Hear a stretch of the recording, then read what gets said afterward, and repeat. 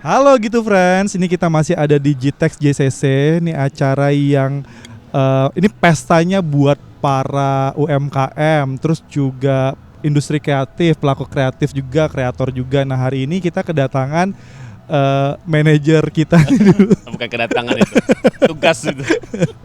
Bang Yul. Ini kita ganti formasi dulu, kemarin ada Valid, sekarang diganti Bang Yul. Dan kita kedatangan kawan yang udah lama banget nih ya Bang ya. Iya. Siapa nih Bang? Mas Aris Heru Utomo. Mas Baru Aris balik nih penugasan dari Malaysia beliau. Iya, beliau itu sebagai konsulat RI Tawau ya, masa jabatan 2024-2025.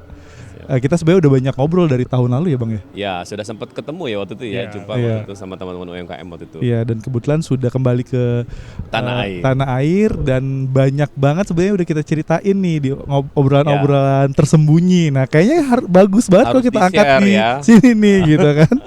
Apa kabar nih Pak Aris nih? Ya baik, Mas Ali ya, panggilnya Mas Ali ya. Iya. Oke, baik. Terima kasih sudah diundang ngobrol-ngobrol di acara apa nih namanya? Podcast gitu-gitu aja. Podcast gitu-gitu aja. Gitu friends yang, sebutannya, gitu friends. Oh, gitu friends ya. Pak Aris kenalin dulu dong, Pak Aris ini posisinya apa, siapa, dan sekarang aktivitasnya apa? Oke. Dan sebelumnya tuh bergelut di bidang apa nih gitu? Ya, terima kasih Mas Ali, Mas Yul dan juga para Gitu friends. gitu friends ya. Saya Aris Heru Utomo dan saya kebetulan baru saja selesai menjalankan penugasan sebagai Konsul Republik Indonesia di Tawau ya, sebagai Kepala Perwakilan Republik Indonesia di Tawau. Dan memang kalau bicara soal kegiatan seperti ini ya, Iya. saya memang lebih banyak selama ini kegiatan sebagai seorang diplomat di Nah, di Kemlu ya. Kementerian Luar Negeri dan di Tawau adalah penugasan terakhir saya sebagai seorang diplomat dan di sana banyak urusan-urusan yang ditangani lah sebagai seorang diplomat. Salah satunya apa? Urusan-urusan seperti apa tuh Pak? Ya, tentu saja ini terkait dengan kekhasan ya perwakilan Republik Indonesia di Tawau, di mana banyak warga negara Indonesia yang tinggal di sana gitu ya. Nah, makanya tugas utamanya sebetulnya adalah bagaimana memastikan perlindungan kepada warga negara Indonesia di sana. Selain tentu saja upaya untuk meningkatkan kerjasama ekonomi, Bilateral ya, kedua negara kerjasama ya. kebudayaan, pendidikan, pariwisata, dan ya. lain sebagainya. Jadi aspeknya luas sebetulnya. Nah buat gitu friends yang nggak tahu Tawau di mana, itu masih wilayah Malaysia dan itu ada di Sabah. di Pulau Kalimantan ya.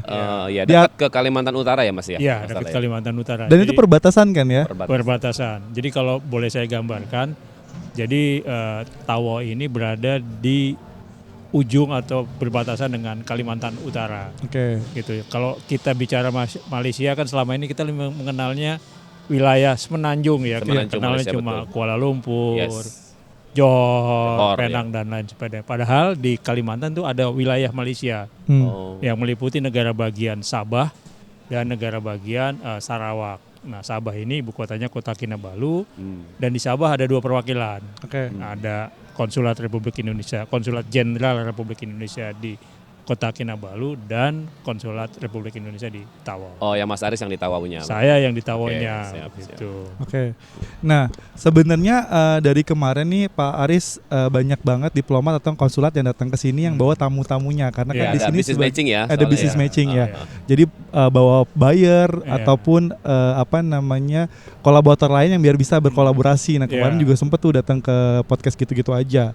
Nah, saya akan masuk ke ini sih. Saya lagi. Jadi formal sekali. Jadi saya mau masuk ke ini nih, ke pembahasan kita.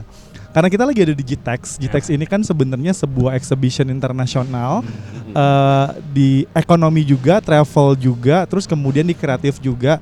Nah, buat orang awam nih, aku akan pertanyaan yang lebih awam. Buat orang awam, kalau di Tawau yang dulu Bapak menjabat sebagai konsulat, itu tuh kota itu atau daerah itu semenarik apa sih buat orang-orang Indonesia yang ada di perbatasan untuk mencari kerja di sana gitu? Iya, kalau kita bicara tentang Tawau khususnya ya, ini adalah salah satu kota terbesar ketiga di Sabah. Oh, kota yang- ketiga terbesar di Sabah. Yang pertama Kota Kinabalu ya, kemudian Sandakan, dan yang ketiga adalah Tawau. Wow. Nah, wilayah kerja Konsulat RI Tawau itu bukan hanya Kota Tawau sebetulnya, tapi ada 4 kota lain ya.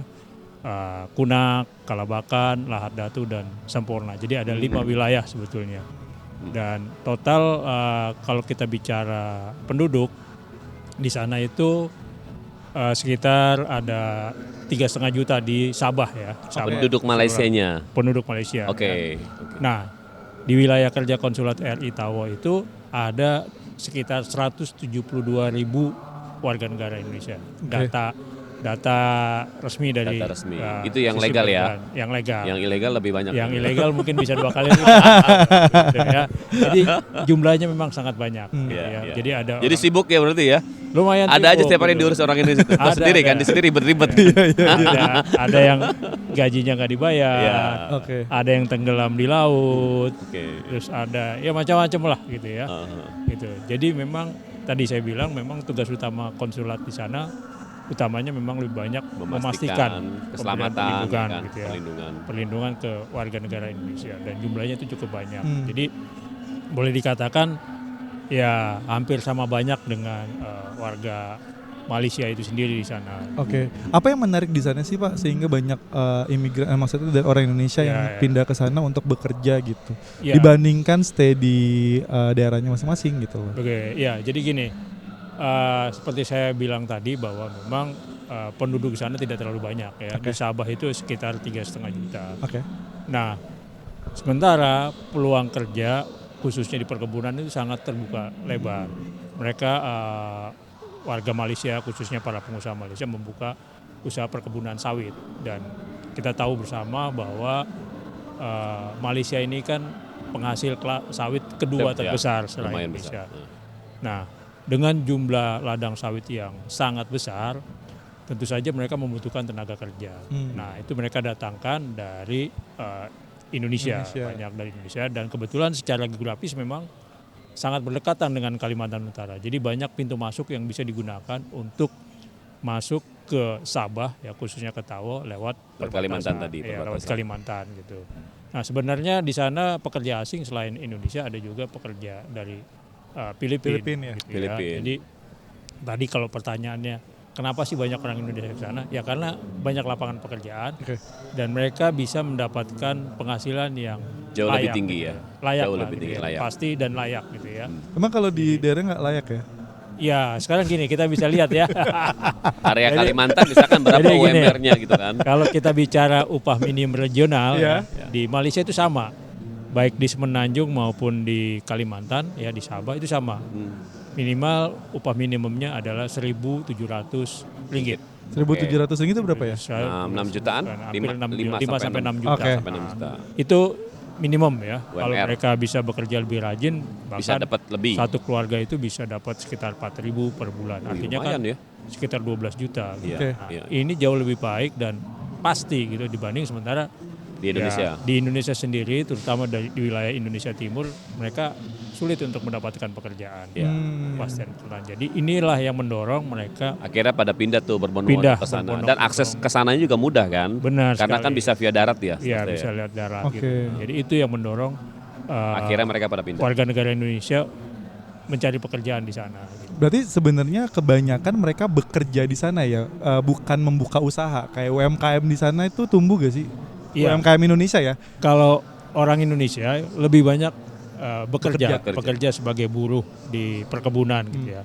Sawit ya? Nah, sementara kalau yang sebagai wira swasta gitu ya, sebagai non pekerja ladang atau non pekerja perkebunan memang ada, tapi hanya 1-2 lah yang mereka banyak di sana. Ada yang buka warung-warung juga, ada yang buka toko, Usaha-usaha ya, ya. ada. Tapi kalau kegiatan seperti ini kayak di sini kan GTEX tuh kayak investment pertemuan antara trader-trader gitu kan, atau memang yang Trade Expo gitu ya? Trade Expo kan. Pameran. Nah di sana itu apakah ada kegiatan seperti ini dari pemerintah Malaysia gimana mas? Iya, pemerintah Malaysia khususnya pemerintah Sabah memang Sabah, ya. mereka juga punya program seperti untuk UMKM gitu Iya, iya. ya. Small medium enterprise mereka Iya, juga punya SME, program. Jadi betul. mereka sama sebetulnya mirip dengan yang dilakukan kita di sini, memberikan bantuan kepada Fasilitas pengusaha kecil pengusaha, menengah ya. untuk bisa berkembang gitu. Dan juga tiap tahun ada pameran-pameran, termasuk di Tawau juga ada pameran-pameran yang dikaitkan dengan budaya biasanya. Oh.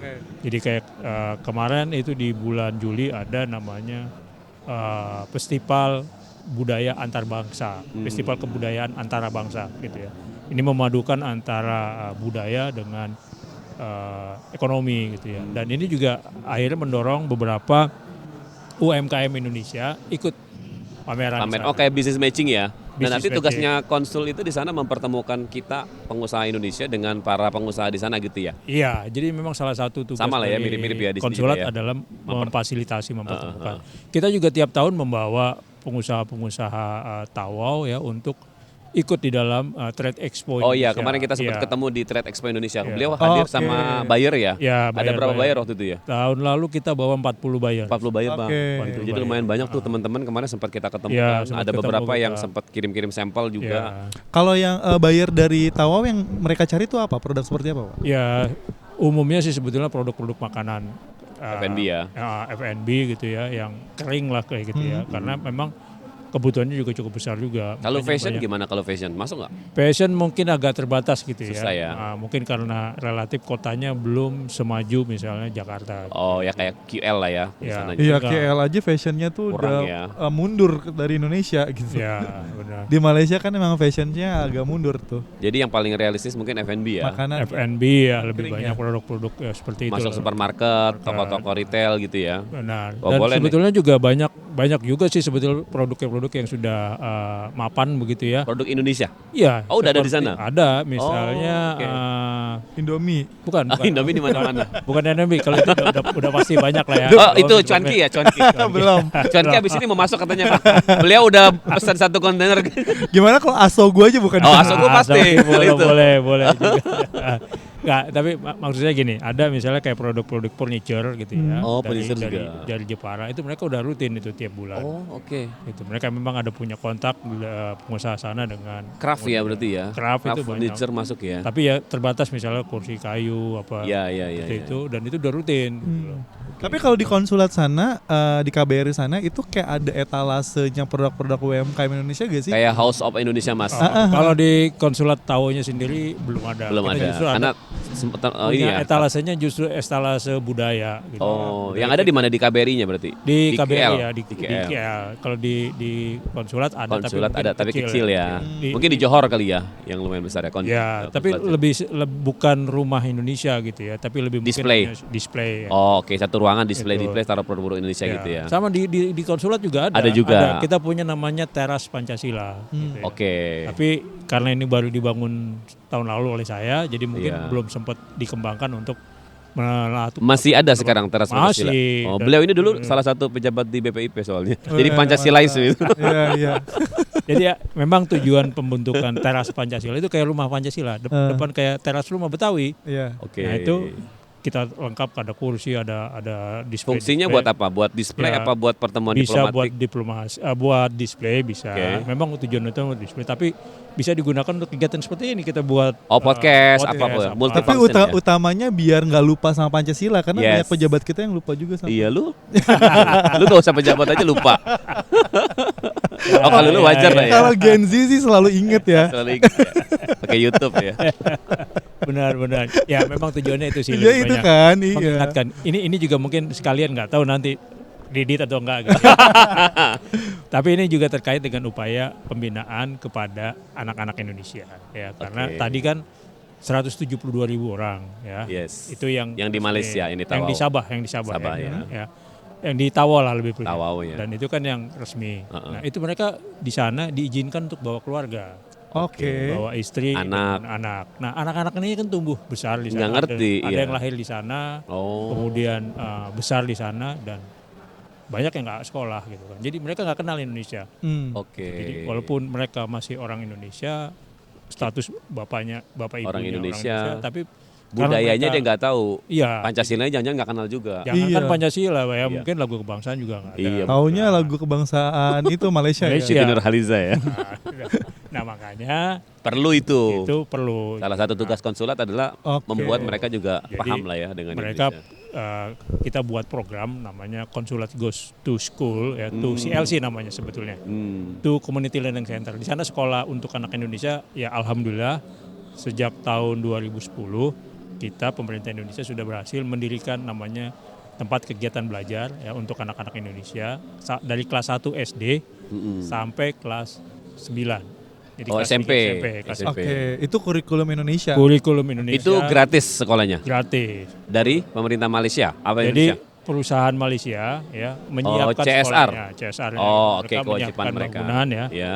bangunan, kemudian gurunya sama kurikulumnya dari Indonesia. Oke. Ini kan harus juga diisi juga walaupun kurikulum Indonesia, tapi kan belum tentu pengajarnya Orang selalu- Indonesia.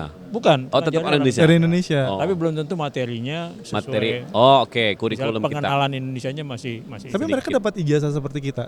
dapat. Oh, Mereka oke. setelah lulus kelas 3 SMP, mereka dapat ijazah. SD pun dapat ijazah. Oke. Maksudnya SMP dapat ijazah. Nah, mereka punya kesempatan untuk sekolah di Indonesia. Oke. Jadi tinggal melanjutkan SMA di Indonesia. Baik.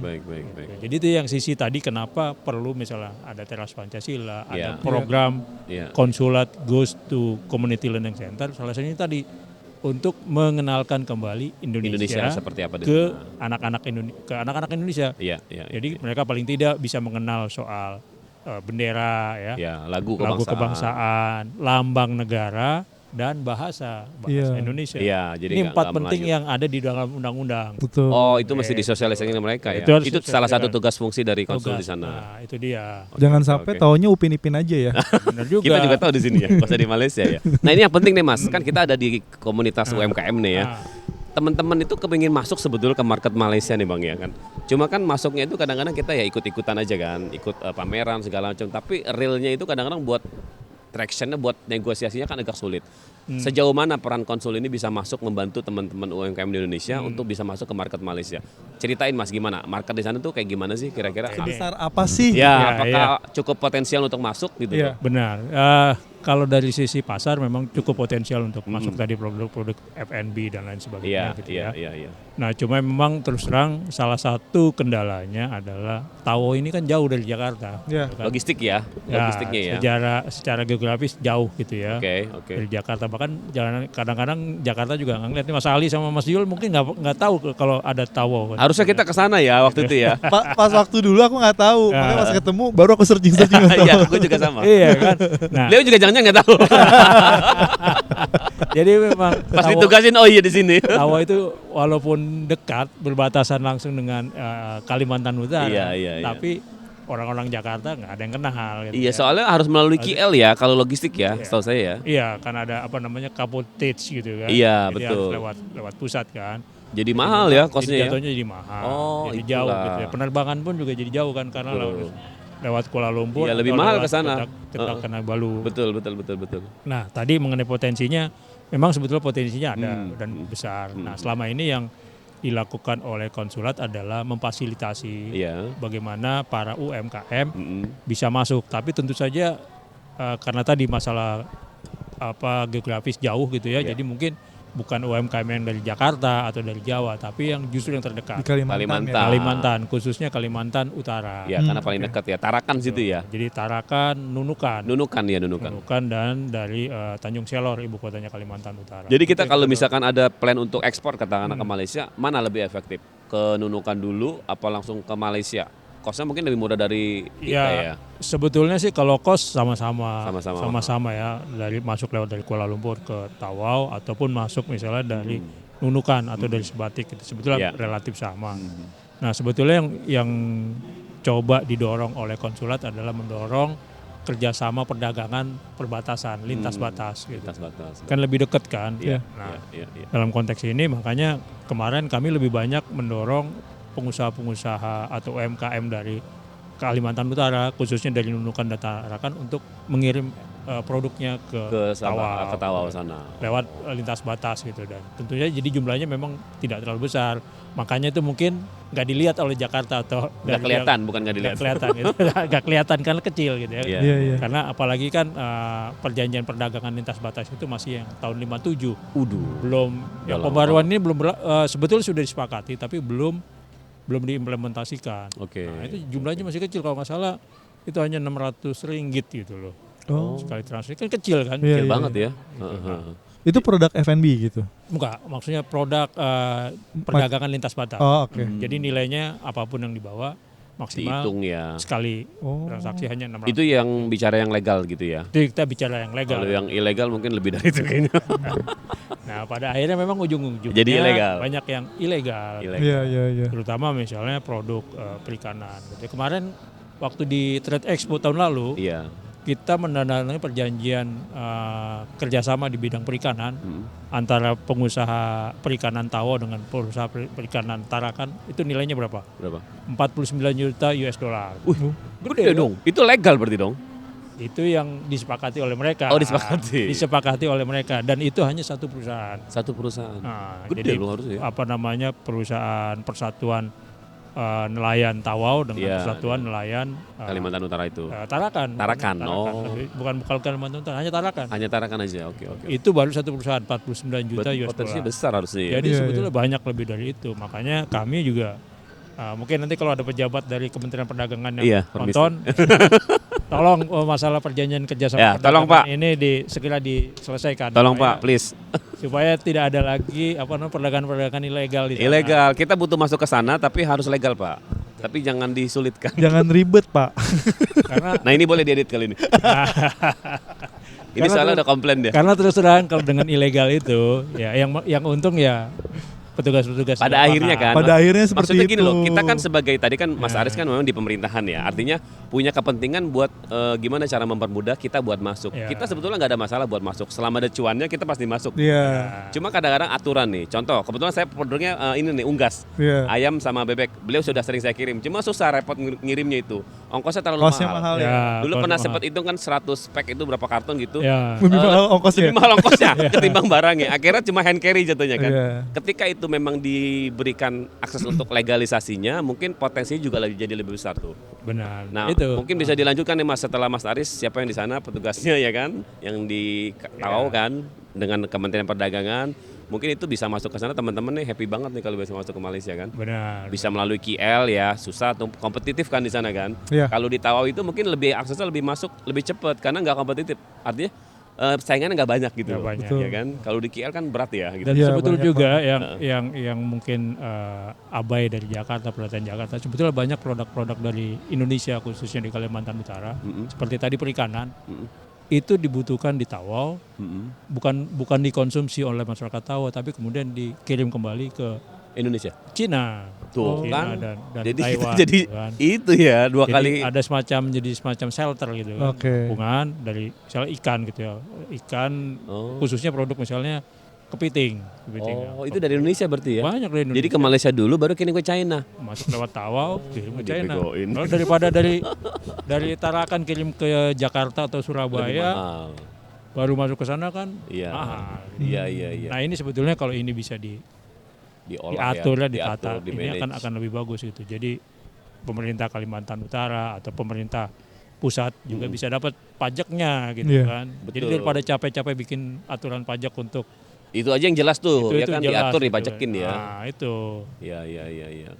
Kalau kendala gimana kendala Mas? Kalau teman-teman yang sudah masuk di sana? iya itu tadi kendala pertama jauh kan. Jauh, oke, logistik Jadi ya. dari sisi logistik transportasi jadi jatuhnya mahal. Yes. Terus kedua tentu saja hal-hal yang terkait dengan standarisasi ya, misalnya soal Oke. makan gitu, makanan kan tuh, Ya F&B tuh harus ada sertifikasi. walaupun mungkin sertifikasi sudah lolos dari BP POM di sini Iya. dan Di sana perlu halal, sertifikasi ulang. tetap ada perjuangan khususnya untuk yang produk-produk makanan Frozen ya, terutama frozen, ya. gitu. Nah ini yang jadi PR. Oke. Dulu waktu trade itu juga ada permintaan untuk kirim bibit unggas, Oh bibit unggas, oh susah bibit ada unggas. kalau itu ya. Nah itu agak susah kan. Iya, unggas soalnya masih masuk. Padahal mereka pengen itu Yes. bisa bibit unggas dari Indonesia ya masuk ke Diternak sana, di sana, mereka ya. tinggal pembesaran lah. Pembesaran aja. Pembesaran, kemudian Dikonsumsi di sana. dikonsumsi gitu. Tapi susah gitu kan. Ya, karena izin ya. Oke. Akhirnya ya ujung-ujungnya ya jadi gelap juga gitu. Iya, masuknya lebih gampang ilegal aja lah ya. Gitu. Pada ribet. Iya. Belum ngomongin masalah migran nih. Iya. Ah, itu Nah, tidak Pak, lebih berat lagi kayaknya. saya sebenarnya lebih pengen tanya soal tadi perlindungan. Kan Ya. perlindungan penduduk di Indonesia di sana itu banyak banget aspeknya. Tadi Ya. dari Iya. ekonomi, terus kemudian dari pendidikan ataupun aspek-aspek lain. Nah, Ya. boleh gak di-sharing nih, diceritain yang kita orang Jakarta, orang kota tuh nggak pernah tahu nih kehidupan di, kita nggak bisa bilang itu lingkar luarnya ya, lingkar luar juga ya, Ya, Ya. keluar. Ya. lingkar batas luar gitu, itu gimana kehidupan yang di sana? Tadi kan Bapak udah spill sedikit, di sana bisa bawa satu keluarga dan anak-anaknya nggak disekolahin gitu loh. Bahkan sekolah di Indonesia tuh nggak ada gitu kan. Adanya sekolah dari CSR Ya, Malaysia kota. gitu. Nah, keberadaannya pemerintah tuh gimana gitu, dan Ya. ada masalah apa aja sih di sana yang harus didengar nih sama orang-orang Indonesia yang lainnya Ya, gitu. ini pertanyaannya panjang, jawabannya juga panjang juga. Iya. Gak apa-apa Bisa 2 ceritain. episode kayaknya nih.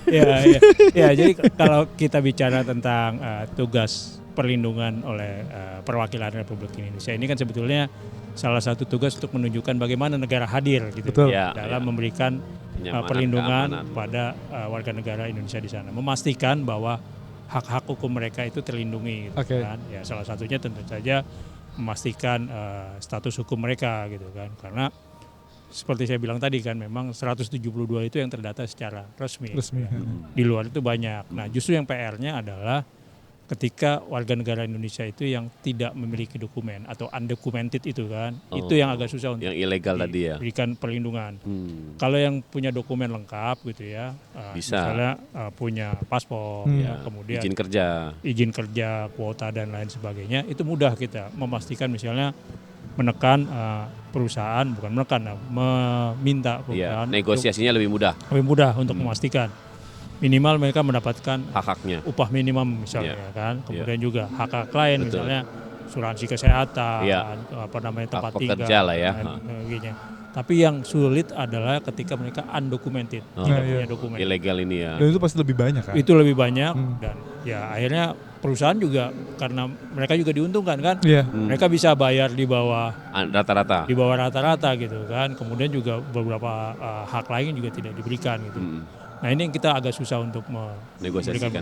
memberikan perlindungan, bukan Perlindungan, oke, gitu karena ya, ilegal. nah, itu paling kita bisa masuk ketika ada laporan-laporan. Kasus jadi ya. Seperti apa Ada kasus? Jadi misalnya terakhir nih sebelum saya pulang, itu selalu ada, jadi setiap bulan itu selalu ada. Dan terakhir sebelum saya pulang, itu ada satu pekerja yang sudah 12 tahun. Oke. Sebetulnya kalau sudah lebih dari 10 tahun, mereka tuh bisa dapat namanya uang, kalau di sini uang pesangon gitu ya. Oh, oke. Gitu. Kalau di sana Uang penghargaan gitu ya. bukan penghargaan, pesangon. Pesangon. Sangon bukannya kalau dari itu Keluar, ya? iya. Keluar ya? Udah pensiun ya? Atau ya? Iya, di sana ada ketentuannya. Oke. Setelah 10 Uang tahun. pesangon itu namanya uang pemanfaatan kalau nggak salah ya. Nanti bisa Dicek-cek. dikoleksi gitu ya. Iya.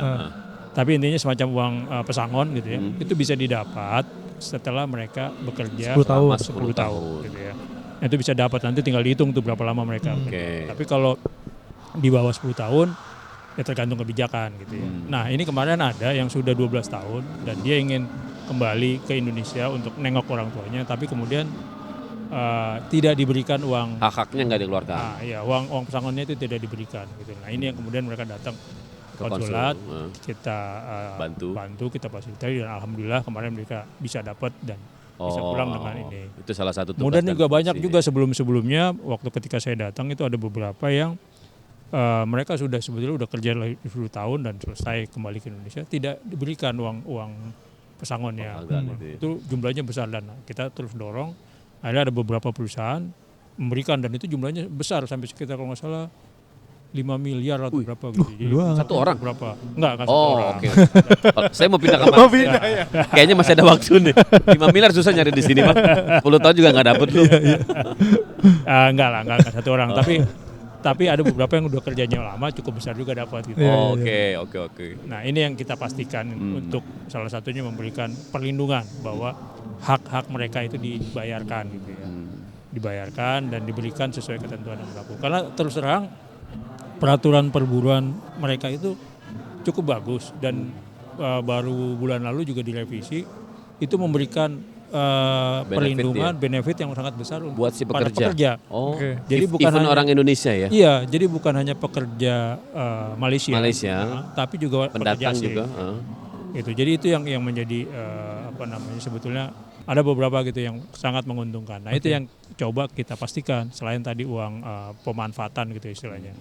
Untuk para buruh, para pekerja yang sudah selesai 10 tahun gitu. Dia kalau legal sama ilegal tetap dibantu sama Bantu, pihak konsul. Karena kan kalau ilegal biarin aja urusan dulu lah. Kan ilegal. Iya, ya kan? karena kan nggak undokumen gitu. Iya, gue juga gak tahu tiba-tiba ada masalah gua deh kalau Kan ada. bisa ada dia sih di situ, Iya, apalagi kan bebas masuk misalnya nih, gue legal, terus gue bawa adek gue aja ilegal kan Iya.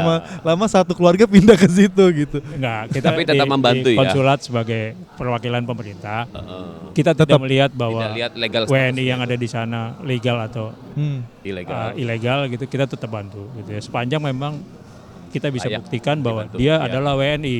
Berarti sering banget banyak yang ditangkap terus deportasi gitu ya? Banyak. Kita tiap bulan itu dari konsulat aja bekerja sana dengan jabatan imigrasi mereka itu sekitar 200-an tiap bulan kita pulangin. Berarti Itu banyak yang- banget yang itu yang berangkat. baru dari Tawau, belum yang dari Kota Kinabalu. Kota Kinabalu juga sekitar segitu. Jadi Setiap rata-rata bulan ya? tiap bulan. Berarti setiap hari itu bisa berapa tuh? 5, 6. Nah, bisa. Jadi 6 orang istilahnya ya? gini, 300 orang dipulangin dikeluarkan dari imigrasi, Malaysia, ya. balikin ke Negara Indonesia, ya. ke Indonesia kan lewat Tawau, lewat Nunukan, Iya, iya. dipulangin lah 200 sampai 300. Heeh. Nanti masuk lagi yang tangkapan baru. Gitu. Pernah gak ngelihat ada, lah kan ini orangnya dia lagi Oh, gitu. sering. Oh, sering. Lu yang kemarin ketangkap jadi pulangin. Hari ini kita pulangin, besoknya ketemu di pasar. Dan dia tenang aja. Nah, ini juga sebetulnya juga PR banget ya. PR juga karena gini, ketika Kucing-kucingan. mereka dipulangkan ke Indonesia gitu. Heeh. Nah, ini sebetulnya kan di Tawau tuh masih ada anaknya, Iya, istrinya, repot. keluarganya gitu lah. Yang dipulangin dia doang. Yang dipulangin dia gitu loh. Oke. Jadi itu juga PR kan, Iya, iya. mau ngelarang mereka udah lu pulang-pulang gitu Iya, ya. anaknya gimana istrinya Anak di sama sini? istrinya di sini ada. Gitupun sebaliknya ketika misalnya istrinya yang dipulangkan kan di sini ada suaminya. Oh, Kalau ada satu saudara. paket harus jadi dipulangin ya. memang ya nggak bisa juga karena ada beberapa yang misalnya suaminya punya status Resmi. punya resmi, tapi istrinya nggak. Oh, yang tadi lu bilang, Iya. adanya diajak nggak resmi. Iya. Gitu. Jadi banyak juga yang resmi biasanya misalnya ketika masuk kemudian nikah dengan Orang lokal. orang lokal gitu. Jadi bisa dapat Green card. jaminan. Oh, jaminan. Jaminan. Berarti yang dilakukan pihak konsul lebih ke apa? Cuma ya udahlah, mau gimana lagi gitu kan? Enggak. Ya udah. Oh, enggak. Namanya juga Pasrah ya kan? orang plus 62 ya mau diapain ya gitu. Ya enggak. Nah, kita coba memberikan bantuan maksimal. Sosialisasi tetap kasih tahu. Tetap perlindungan, kemudian juga pencegahan. Jadi Oke. pencegahan. Kita misalnya masuk ke kantong-kantong di mana Imigran terbanyak itu, ya. warga negara Indonesia, Warga kita berikan penjelasan bahwa mereka kalau misalnya sudah punya dokumen resmi, maksimalkan penggunaan itu, jangan kemudian mereka sia-siakan karena banyak gini, karena mereka tidak tahu, ya mereka punya paspornya resmi. Ketika misalnya cuti pulang, mereka lewat jalur belakang, Iya. jadi kan nggak dicap nih. Oh, Paspornya. oke, dia nggak ngerti Begitu betul. balik lagi masuk dari imigrasi kita lewat resmi. Kena, disangkanya ilegal jadinya. Ya. Sebaliknya keluar dari Tawau lewat imigrasi resmi gitu ya. Begitu baliknya masuknya lewat jalur belakang. Karena Oh, misalnya jadi pengaruh kebacanya ilegal lagi. teman-teman akhirnya kayak ilegal kan. Iya. Enggak ini. Nah, ini yang juga kita sosialisasikan. Oke, oke. Kemudian kalau mereka paspornya habis, kita bantu mereka untuk membuat paspor di lokasi gitu kan. Jadi kita datang Nggak ke repot ladang, jadinya ya. kan. Kadang jauh ladangnya ada yang 3 jam 4 jam jalannya Buset. Perjuangan juga tanah gitu kan. Iya, iya, Itu iya. kita bantu untuk buat di sana. Jadi adalah tenaga agennya gitu yang Iya, membantu pihak syarikat. ya. Heeh. Kita siapkan alatnya Paspor, kita bawa gitu. dokumennya. Pokoknya sepanjang ada internet gitu ya, itu kita bisa buat online di situ. Nah, itu lumayan, kita misalnya seminggu bisa 300-an gitu, 200 sampai 300. Kalau sebulan kan bisa 1000-an kan. 1000-an ya lumayan banyak Jadi berarti. lumayan bisa ini. Walaupun mungkin nggak ngurangin yang tadi banyak yang Tetap aja yang datang banyak juga ya. banyak juga gitu. Nah, kita juga di konsulat tiap hari juga kita batasi sebetulnya karena kalau tidak dibatasi bisa banyak gitu. Sehari kita sekitar 150-an lah kita layanin gitu. Buat Oh, paspor ya. Ya semua urusan kekonsuleran. Oh. Bukan hanya paspor aja. Pelayanan ya, pelayanan ya. Banyak. Ada yang curhat gak Pak? Banyak banyak curhat itu, terutama misalnya gajinya nggak dibayar. Iya, iya, iya. Atau Jadi ada suami- buka konseling juga di sana. Ada, kita Oh, ada juga? punya pelayanan. Makanya di sana pelayanan konsuler itu kita punya 3 pejabat diplomat yang khusus menangani itu. Dengerin curhat itu. Iya, Oh, jadi Mama itu Dede tadi. ikut berarti. Jadi misalnya ada kemarin bapak-bapak gitu ya udah 70-an gitu kan. Kemudian dibuang sama istrinya gitu kan. Kebetulan si bapaknya udah pernah stroke, kemudian penglihatannya nggak terbatas. Akhirnya mungkin istrinya udah nggak bisa ngelawat, dibawa ke konsulat gitu. Nah, ini yang coba kita bantu Oh, untuk. kayak panti sosial juga. Iya kayak jadinya. dinsos gitu Iya, ya. memang prinsipnya jadi seperti itu. Kita semua iya. menangani Waduh, gitu. repot Walaupun juga. akhirnya kita juga memberikan penyadaran bahwa memang tugas perwakilan adalah memberikan perlindungan, Iya. pelayanan. Tapi bukan berarti semua urusan. Tapi jangan keterlaluan dong, Semua please. urusannya. Jangan. Urusan dapur diceritain juga. Gitu. Jadi itu yang jadi. Tapi nggak ada yang kasbon kan? Iya, ada yang datang nggak pinjam duit dong 100 Pak. Enggak lah. Jangan, kalau soal pinjam duit itu udah pribadi. Nggak pernah ada tapi itu ya. Ya, enggak ada. Enggak lah, insya Allah enggak ada lah. Iya, siap. Ini menarik banget ya cerita-cerita di sana ya. Ini nggak terasa nih kita udah ngobrol sampai 36 menit 36 nih. menit ya. Oke. Pak, aku Mungkin mau balik itu kali Bang. aku mau tanya Iya, terakhir dulu dulu nih dah, ya, sebelum balik Iya, siap. balik kemana nih? Balik Udah mau pulang. balik aja. Nggak, pembahasannya lagi seru banget kita obrolin dari hari-hari kemarin sama beberapa konsulat juga terkait ini Pak. Sebulan belakangan ini, bahkan setahun belakangan ini kan kondisi ekonomi Indonesia tuh lagi nggak baik-baik aja kan, dari politiknya juga lagi nggak baik-baik aja. Nah efeknya buat orang Indonesia di sana tuh seperti apa sih, dan orang-orang Malaysia melihat Indonesia tuh seperti apa gitu?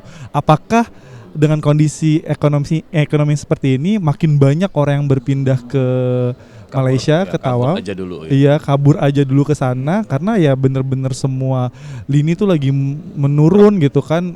PHK lagi besar-besaran, pengangguran lagi banyak banget gitu. Gimana situasinya? Apa kayak itu kayak daerah yang dari dulu sampai sekarang ya gitu-gitu aja gitu. Gitu-gitu aja. Iya, kalau lihat kondisi setahun ini sebetulnya kalau kita bicara khusus di Sabah gitu ya, Sabah, Tawau, sebetulnya mereka tidak terlalu melihat perubahan yang signifikan di pihak kita gitu ya. Kenapa? Karena pertama dari sisi ketersediaan tenaga kerja untuk bekerja itu kan masih aman. tetap aman gitu. Mereka tidak melihat itu ya gitu ya. Iya. Kemudian juga ya sebetulnya mereka justru salut lah dengan Indonesia ya, dengan berbagai istilahnya kondisi dinamika Kerusuhan, politik ya yang kan.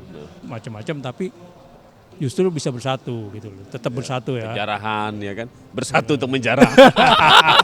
Emang kita persatuannya tinggi Bang. Nggak bersatu untuk kabur ke sana satu Iya kan? keluarga. Nah, itu Semua tadi serba bersatu. jadi soal tadi Indonesia kabur aja dulu gitu. Sebetulnya nggak berlaku di sana karena jauh sebelum ada tagline itu juga mereka sudah bekerja Udah pada di sana. kabur. Udah bekerja di sana gitu ya. Udah pada kabur Bang. Ngajak bini sama anaknya Bang. Udah kabur. Ya, itu tadi, Halo mah gue dari dulu udah kabur dulu. Ya itu karena kan masalahnya sebetulnya di dalam negeri kan. Iya. Iya. Ketersediaan lapangan pekerja khususnya di sedikit. Indonesia Timur gitu Iya. ya, kan terbatas. Betul. Jadi kan mereka nggak punya pilihan lain ketika ada peluang, ada ajakan Berangkat mereka. kerja, ya udah berangkat aja. Iya. Jadi jauh sebelum ada tagline kabur aja dulu mereka udah Kabur. udah bekerja lah, bukan Siap. sudah mencari pekerjaan di sana. Dan ini yang sekarang juga kan didorong oleh Kementerian Perlindungan Pekerja Migran Indonesia untuk kalau bisa banyak warga negara Indonesia yang mencari peluang kerja di luar gitu kan. Oh. Dan sebetulnya kalau tagline-nya itu bisa dimaksimalkan itu bagus, karena tagline-nya itu dari zaman dulu itu dari Kementerian waktu zaman BP2 RI TKI, gitu iya. ya. Kemudian sekarang itu kan pergi sebagai pekerja migran, pulang sebagai juragan. Wah, boleh tuh dipopularin. Iya, Ya itu kalau itu bisa diimplementasikan dengan baik. Iya. Nah, dalam ini Pulang jadi UMKM kayaknya ya. Pulang jadi UMKM. Jadi juragan. Bukan jadi juragan. Oh bukan ya? UMKM kan juragan, walaupun kecil-kecilan Ya. maksudnya. Aduh, UMKM dong. Oh bukan ya? Nah itu yang juga konsulat coba bantu gitu, bukan tadi sekedar memberikan perlindungan, tapi juga memfasilitasi supaya mereka pulang tuh jadi juragan. Iya, bawa uang banyak buat usaha Iya, ya kan. jadi selama ini kan banyak tuh misalnya gaji mereka simpan taruh di bawah bantal, kemudian ya banyak yang digunakan untuk keperluan konsumtif kadang-kadang kan, Iya. beli barang-barang yang tidak perlu dan lain sebagainya. Nah itu kita dorong dengan Program-program. mencoba memasukkan lembaga-lembaga keuangan di Indonesia, misalnya bank-bank tuh dari Bank Kaltara, Oke. Bank Mandiri, BNI untuk Sosialisasi bisa ke mereka. masuk ke mereka, memberikan pendidikan mengenai masalah Finansial. keuangan, literasi keuangan, Literasi lah. keuangan. Iya. Literasi keuangan. Jadi mereka ini para pekerja migran ini bisa tahu nih duitnya gaji mereka ini tabungannya untuk apa gitu. Misalnya di kampungnya untuk beli sapi, Iya, ya, iya. jangan buat tambah bini gitu. Biasanya gitu ya. Itu dia. Nah itu yang makanya Klasik ya. kita juga di konsulat beberapa kali kita bikin kegiatan namanya literasi keuangan, mengundang para pekerja migran ini. Sama perbankan dari kita Iya ya. dari kita literasi keuangan. Jadi yang sering itu Buat pensiun, paling nggak buat apa gitu ya. Bank Kaltimtara, Bank Mandiri itu ya, BNI dan juga BI ya. Tapi Oh, BI ya pernah masuk BI juga ya.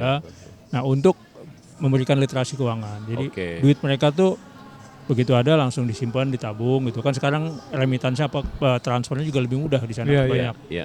banyak money exchange yang bisa langsung Iya, mengirim gitu kan. Iya. Nah itu ditampung di bank-bank itu, kemudian mereka melakukan pembinaan, ini duitnya buat apa nih? Oh, buat- Diarahkan gitu iya. misalnya untuk kredit yang produktif Yes, gitu kan. yes, Untuk itu tadi misalnya beli sapi, apa buka usaha, Iya. dilakukan pendampingan lah. Iya. Nah, Kawin ini lagi pasti, tadi. Seperti itu jadinya. Iya, iya. Jadi Tapi sebenarnya aku mau cerita sedikit nih, Pak. Dulu tuh juga aku kepikiran dari 7 tahun yang lalu, kepikiran untuk kabur aja dulu. Jadi dulu pas waktu nikah, terus istri lagi hamil, sempet mau pindah ke Australia. Udah sempet ngurusin segala macam gitu ya. Akhirnya saya ke blacklist 3 tahun tuh nggak boleh ke sana. Gara-gara Gara-gara dia tuh ngebaca bahwa ini orang mau pindah ke sana, mau jadi warga negara ke sana. Dan itu bener aku mau kayak gitu. Karena kan biar anak dapat green card iya. di sana kan, sekolah gitu. Karena rasanya lebih nyaman luar. di luar. Terus kemudian nggak nyerah, aku coba di KL. Mau sekolah sama istri, terus udah cari tempat segala macam biar pindah ke sana ya. Tapi gagal lagi. mencurigakan kayaknya nih. Gagal lagi. Tapi kemudian setelah 7 tahun berlalu, rasanya kayaknya cuman Indonesia deh yang memang nggak nyaman, tapi semuanya mudah. Bikin usaha tuh gampang banget, ya kan? Mau bikin usaha asal gua atau mau bikin usaha apa di pinggir jalan bisa. Tapi kalau di Malaysia kan ada wilayah-wilayah, ini wilayah yang nggak boleh berniaga, ini wilayah yang khusus buat tempat tinggal. Kalau kita buka di Lapak pinggir aja. jalan di depan Jualan. rumah udah bisa gitu. Iya. Makanya selama saya menjadi pelaku usaha, kayaknya di Indonesia walaupun rumit dan menyenangkan aja, lebih gampang untuk ngelakuin Bisa apa diatur. aja, bisa diatur semuanya. Aturable. Iya, dan happy banget buat di Indonesia. Makanya yang mau kabur aja jangan kabur, loh, di luar tuh susah loh, Nggak mau bikin usaha gampang. juga susah Iya gitu. kan, iya. Kalau sekarang besok gue mau bikin es mambo bisa. Bisa. jadi memang itu tadi walaupun banyak pandangan bahwa dinamika politik di Indonesia itu kelihatannya Iya. serem gitu Iya, ya iya. dan lain sebagainya, tapi justru kan Masih nyaman. masih ada peluang-peluang yang untuk berusaha. Sisi lainnya, Betul. ya, Dan itu tadi juga kalau saya bicara soal persatuan itu tadi kan juga bahwa di tengah gejolak perbedaan politik, perbedaan suku bangsa dan lain sebagainya, kita tetap utuh gitu. Betul. Iya, tetap bersatu untuk Dan itu penjara. juga itu yang oleh Negatif banget ya, iya, bersatu untuk penjara. Loh, enggak, kita tuh jangankan hal yang positif ya. Yang negatif ini kita bersatu, Mas. Iya, bersatu. Iya kan? Kalau yang negatif lebih bersatu lagi. Lebih bersatu lagi. Nah, Jadi semuanya di kita tuh memang united banget gitu. dan netizennya Indonesia plus 62 itu tuh ditakutin loh sama Ditakutin. negara lain loh. Begitu nyerang Brazil misalnya kemarin. Iya, Habis. hati-hati loh sama orang Indonesia loh, netizen Rusuh Indonesia ya. rusuh banget. Satu pertanyaan terakhir tadi kan dari Ali. Iya. Mengenai ekspor, Mas. Iya. Teman-teman ini ada nggak tips khusus buat masuk ke market Malaysia lah? Sepengalaman Mas Aris di sana, kira-kira apa sih yang perlu disiapkan sama pelaku UMKM di Indonesia gitu? Ya, tentunya kalau kita ingin keluar kan yang harus diaplikasikan di dalam dulu kan. Oke, Ya, izin-izin, izin-izin ya. di dalam, ketika sertifikasi di dalam, pasti, di dalam oke. izin-izin macam-macam dan sertifikasi sudah terpenuhi, tinggal masalahnya ada di luar. Di luar kan. negeri harus kerjasama dengan dengan buyer yang buyer cocok, ya atau ya mitra lah ya, Mitra, betul. yang sesuai lah. Ah. Itu yang perlu sebetulnya. Oke. Kalau yang lainnya mungkin ya para Bisa pelaku menyesuaikan usaha lah. sudah bisa menyesuaikan. Oke, seperti biasa berarti yang Iya, lainnya. seperti biasa. Kalau saya sih orientasinya masih di lokal dulu, Pak. Ya. Oh. Soalnya kan fashion ya, fashion modest fashion ya. Ini kan iya. ada 300 juta Wih. orang Indonesia ya. Yang Jadi- belum dapat ya? yang belum dapat. Pasar-pasarnya udah gede banget, sedangkan Ya, benar. sales saya itu masih kecil banget di sini. Jadi harus digembur. Nggak mau dulu di berubah sini. F&B aja? Lagi belajar sama Lagi Bapak belajar. ini. Oke, thank you banget nih Pak Aris nih udah Siap, ngobrol-ngobrol. thank you, Mas Nanti Aris, ya. kedepannya karena udah kembali ke Indonesia, kayaknya kita lebih enak kita bikin proyek kolaborasi kan Yes. ya gitu. Program-program keren nih kayaknya. Iya, karena cerita-cerita soal warga negara Indonesia di luar negeri itu pasti banyak banget ceritanya. Tadi Ya. aja satu hari itu bisa dibatasin sampai 150 orang Ya, gitu kan. iya. Sebulan bisa 200 orang yang dipulangin dan itu pasti masalahnya macam-macam gitu. Betul. Kayak menarik nih kita bisa obrolin di podcast. Siap, Ya. siap. Siap, thank you banget Ya, Pak Aris, sama-sama. Bang Yul juga. Thank you, Mas. Siap. Sampai berjumpa lagi gitu friends. Jangan lupa nonton ya. Bye. Bye. Assalamualaikum warahmatullahi wabarakatuh. Waalaikumsalam warahmatullahi wabarakatuh. warahmatullahi wabarakatuh.